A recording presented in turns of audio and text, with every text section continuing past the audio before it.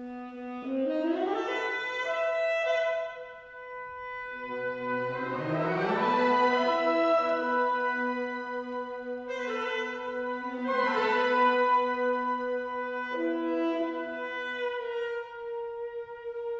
I find fascinating about Chris's approach to using styles of music in conjunction in one piece, really diverse styles of music, from romantic classical style to an earlier romantic style like Schubert, to Bach, to rap, to hard rock, is that he's not just throwing these styles into the piece arbitrarily.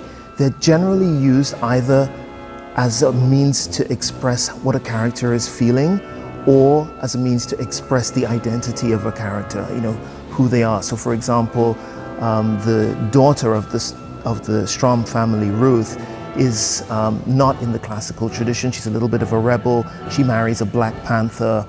She's on a different path from her brothers, who are more, her brother Jonah is a classical opera tenor, and her other brother Joey is a pianist who can play jazz and classical, but he's still pretty much on the sort of standard traditional paths of music, whereas she's a rebel, and that's expressed in the piece, for example, in the fact that she has a big rap number, which comes kind of out of nowhere, but it fits because it's about the character. It's about the identity of the character.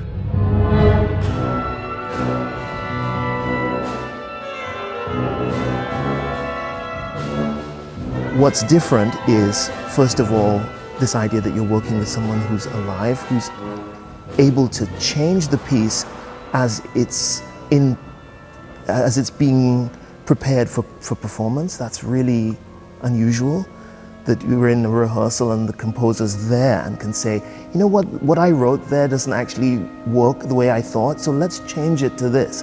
That's a wonderful process of creativity that's collaborative. That's really fun. And the other thing that's different for the conductor in a world premiere is that you feel really the responsibility for the future of the piece.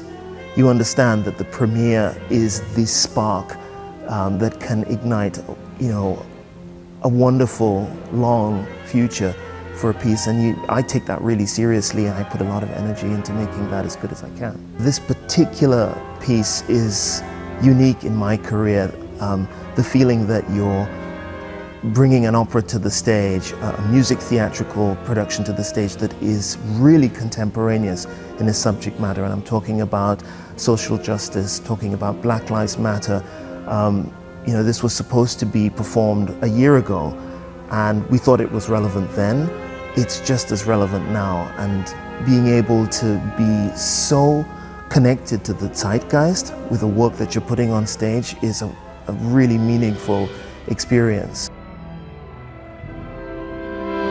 When I started reading The Time of Our Singing, I thought I had a pretty good overview of the history of the social justice movement. By the time I had finished reading the book, my awareness had been so enriched and so deepened. On the one hand, I thought, fantastic that we're doing this opera that will make people aware of this in a theatrical context. And on the other hand, I thought, wow, this has already been an incredibly long journey from the time of Bush, through Obama, through Trump. There had been unbelievable fluctuations in the idea of what it means to be part of a society with one or other identity or understanding of one's place. So I do think an incredible amount of progress has been made in the discussions that are underway, but I do also think that there's an incredibly long way to go. And from my point of view as an artist, I just want to feel like I've made my contribution. And that's kind of all you can do in the frame of your life, make the contribution that you can make. And part of mine is in the form of this opera.